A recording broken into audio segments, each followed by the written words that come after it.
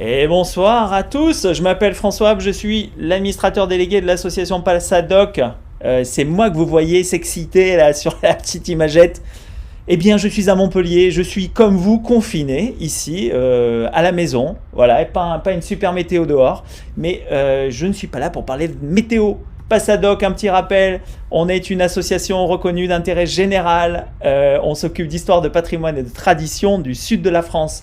Nous ne sommes pas les sachants chez Passadoc. Nous, chez Passadoc, on est là pour prendre les infos, les quiz, tout ce que vous voulez nous envoyer et les faire connaître, les rendre cool, fun, sympa, même parfois drôles. On a des gens qui sont pas mal là-dessus, qui nous mettent toujours des petits mots humoristiques, etc. Et c'est génial, on complémente tous vos commentaires. Donc encore une fois, merci à toutes et à tous. Je passe à la suite. Le menu de cet apéro virtuel. Moi, il n'est pas si virtuel que ça, vous voyez, j'ai ma bouteille. La première tournée, c'est quoi? Racontez-nous, qu'est-ce qui se passe?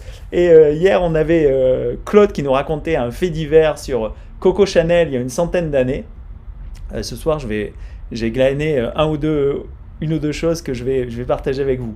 Ensuite, on va parler du quiz d'aujourd'hui. On a un quiz par jour sur Passadoc. Ce matin, c'était Jean-Pierre Violino. Salut Jean-Pierre, qui nous envoyait ce magnifique végétal, cet arbre. Il fallait le découvrir. Et puis, on parlera du quiz que vous verrez demain matin avec une marque de pas, une empreinte de pas, pas loin de chez nous. Voilà, vous savez tout. Après le bienvenu, je regarde mes petites notes. Au menu de l'apéro, ça c'est fait. Eh bien, écoutez, on passe à la suite. La suite, c'est quoi? C'est la première tournée. Alors, la première tournée de l'apéro Passadoc, c'est quoi? La première tournée de l'apéro Passadoc, c'est très simple. C'est déjà un objet mystérieux que nous a ramené Thierry du fond de la mer, de la Méditerranée. Cet objet en métal, il juchait par une centaine de mètres de fond. Il l'a ramené. Alors, au départ, on s'est dit, c'est une ancre. C'est un grappin. Bon, ça sert à s'accrocher dans les rochers. Bon, ok, jusque-là, vous êtes d'accord avec moi. La mer, elle bat un peu, c'est une encre, classique. Et puis, on a une personne qui nous suit, qui s'appelle, alors son pseudo, c'est Marie Montagne, qui est en Corse. Et alors, je salue tous les Corses qui sont là. Regardez, j'ai même une petite touche personnelle pour nos amis corses. Regardez, voilà, une belle carte de l'île de Beauté. Salut à toutes et à tous, vous êtes assez nombreux à nous suivre depuis la Corse. Je salue aussi Sarah, avec laquelle on a échangé par messagerie tout à l'heure. Sarah qui nous a préparé un quiz, c'était le quiz sur une dame qui est devenue la femme de Michel Rocard. Voilà, il fallait deviner, elle avait ses couettes sur la plage en Corse. Bon, je passe et j'en reviens à nos moutons, à ce qui nous intéressait. Donc on avait ce grappin. Et puis on se disait, bon voilà, c'est une encre. Et puis, aux surprises, Marie Montagna, je ne connais pas ton prénom, mais tu nous le donnes si tu veux, est revenue vers nous et nous a dit, Passadoc, je suis un peu resté sur ma faim quand même. Et il nous a envoyé cette histoire. Et il nous a dit, alors je lis en même temps que vous, et j'ai même enlevé ma petite binette pour que vous voyez encore mieux. Il nous a dit, bonjour, je ne puis estimer sa date et je ne suis pas sûr non plus que ce soit un grappin d'une utilisation spécifique aux abordages, mais le grappin était lancé afin que ses pointes s'agrippent sur le navire ennemi. Il est utilisé pour tirer le navire que l'on aborde et pour le maintenir de force au flanc du nôtre afin de permettre aux corsaires, aux pirates et autres boucaniers d'y monter. Donc ouais, on allait encore un peu plus loin quand même. Hein. C'est une arme commune à bord d'un bateau de l'époque et les grappins sont souvent maintenus dans les supports autour de la base du mât. La tête a un long manche en métal pour l'empêcher d'être coupé. Les grappins d'abordage pèsent généralement 2,5 kg à 3,5 kg et mesurent entre 1,20 m et 1,80 m. Alors Thierry, toi qui nous suis, est-ce que c'est bien ça? Est-ce que c'est bien la taille du grappin dont tu disposes? Dis-nous Thierry, réponds-nous par messagerie. Et en parallèle, je vois que Nadine nous dit qu'elle est allée planter un cerisier et qu'elle est en retard. Nadine, tu es pardonnée. C'est un apéro, c'est informel. Et si on n'était pas en retard pour un apéro, ce ne serait pas un apéro informel de toute façon. Donc voilà Nadine, bienvenue à toi. Donc ce grappin, pas si inoffensif que ça, puisqu'il devait servir à aller attaquer les ennemis. Voilà, donc si vous avez du sang de corsaires, de pirates. Voilà, vos ancêtres utilisaient cet instrument de, alors on va pas dire de torture, mais cet instrument qui était quand même pas très très cool. Et de là, l'expression mettre son grappin sur quelqu'un. Ben oui, exactement. Hein, voilà. En même temps, si je la faisais pas maintenant, je ne la ferai jamais. On continue, on passe à la suite. Après le grappin, moi je voulais vous parler d'autres histoires de grappin. Alors il y a beaucoup de choses qui traînent sur les réseaux sociaux. Cette petite blagounette m'a fait beaucoup sourire. Alors je vous la fais en anglais, après en français. Your grandparents were called to war. You're being called to sit on your couch. You can do this. Donc tes grands-parents, ils étaient appelés au front. Maintenant on te demande de rester chez toi sur ton canapé. Tu vas y arriver. Alors ça m'a déjà bien fait rire. Dites-nous en commentaire si vous y êtes arrivé, vous, Kalou, comment s'est passée ta journée? Et les copines de Kalou qui nous suivent en direct, si vous nous suivez en différé, ça va bien se passer aussi, pas d'inquiétude. Il y a une deuxième petite histoire qui est un peu plus personnelle, moi qui m'a fait sourire ces dernières 24 heures, c'est celle-ci. C'est une connaissance qui est à Pékin et qui a été confinée depuis le mois de janvier et qui me disait cette nuit, petite pensée pour vous. Alors voilà, mon texte est devant, donc j'enlève. Paf, François. Tchac. Petite pensée pour vous. Vous verrez, c'est le premier mois le plus dur. Après, on s'habitue. Je rigole. Ceci dit, ça fait depuis mi-janvier ici. On commence à avoir le bout du tunnel. Bisous à vous tous et ne cédez pas à la panique du PQ. Alors, ça m'a fait rire parce que hier, je ne sais pas si vous avez vu ces images de foule devant les supermarchés et il y avait une dame avec un chariot, un caddie hyper rempli avec plein de papier WC dessus et voilà. Alors entre-temps, Thierry nous répond que pour ce grappin, il est beaucoup trop lourd, il pèse un peu plus que 2,5 kg à 3,5 kg et donc il aurait fallu être Superman. Donc c'est bien une ancre et pas un grappin. Voilà à tous, grâce à Marie Montagna, grâce à Thierry, grâce à vous toutes et tous, on remonte l'énigme de ce grappin que Thierry a remonté encore une fois de la mer Méditerranée il y a quelques temps. Il est juché par 100 mètres de fond. Voilà, ça c'était les petites blagounettes que je voulais vous dire aujourd'hui. Et j'espère qu'elles vous ont au moins fait sourire, parce que c'est le principe de cet apéro. C'est respirer et profiter. On passe à la suite? Allez, on passe à la suite. Alors sur mon petit ordre du jour, j'ai quoi sur la suite? Sur mon petit ordre du jour, eh bien j'ai le quiz d'aujourd'hui. Alors c'était quoi le quiz d'aujourd'hui? C'était un quiz envoyé par Jean-Pierre Violino, membre du conseil d'administration de Passadoc et adhérent de l'association. Merci Jean-Pierre d'être adhérent de l'association, c'est 10 € par an et ça nous permet de payer les factures, le site internet, des choses comme ça. Donc le quiz d'aujourd'hui, quel était-il? Alors le quiz d'aujourd'hui, je repasse sur Facebook. Le quiz d'aujourd'hui, c'était pas ce grappin. Le quiz d'aujourd'hui, c'était ça, c'était cet arbre. Alors cet arbre c'est quoi? Alors moi je vais vous confesser que en regardant un peu plus, vous voyez le curseur de ma souris? Vous le voyez ici? Alors curseur de ma souris, je ne sais pas si ça se dit, mais en tout cas vous voyez ma main, au tronc, je pensais que c'était un cerisier. Voilà, comme ça un peu loin. En plus je suis daltonien, ingénieur informaticien, vous voyez, j'ai plusieurs défauts, j'ai aussi pas de cheveux. Ça fait 2 fois que je vous le dis, ça va devenir lourd. Mais honnêtement, je pensais vraiment à un cerisier avec ce tronc assez significatif. Eh bien non, ce n'était pas un cerisier. Alors je regarde vos commentaires. Commentaires, c'est d'abord Claude. Alors on va commencer par les plus récents. Paf. Claude qui nous disait, vu de loin, je pensais à un abélia. Non, ça c'est Canel qui nous disait ça. Canel, c'est son pseudo. On te salue. Tu es à Draguignan, dans le Var. Salut. Je salue Marie-Pierre qui nous a rejoint aussi, qui nous fait un petit commentaire. Et Marie-Pierre qui nous a envoyé un pouce vers le haut. C'est génial, j'adore les pouces. Marie-Odile qui nous dit, je passe mon tour, Marie-Odile. Eh bien écoute, on te salue aussi. Canel, non, ce n'est pas un abélia. Marie-Odile qui nous dit je passe mon tour. Guillaume, salut Guillaume, tu es rentré d'Asie. Vous voyez, j'ai des fiches, en fait. Guillaume le Vénard était parti dans un pays exotique. Peut-être tu y es toujours. Dis-nous Guillaume si tu es en direct. Guillaume qui nous dit un amandier. Non, pas un amandier. Nadine, Salangocha, à plus tard. Tu allais planter des cerisiers, donc c'était encore mieux. Une pastèque provençale. Alors là, c'est notre petit mot d'humour de Jean-Jacques. Jean-Jacques, merci. Tu me la présentes, la pastèque provençale, ou alors tu m'envoies un pot de confiture. Et je propose une séance dès qu'on n'est plus confiné. Hein. On fait une séance de goûtage, de confiture, de pastèque provençale ensemble. Hein. Qu'est-ce que tu en penses, Guillaume?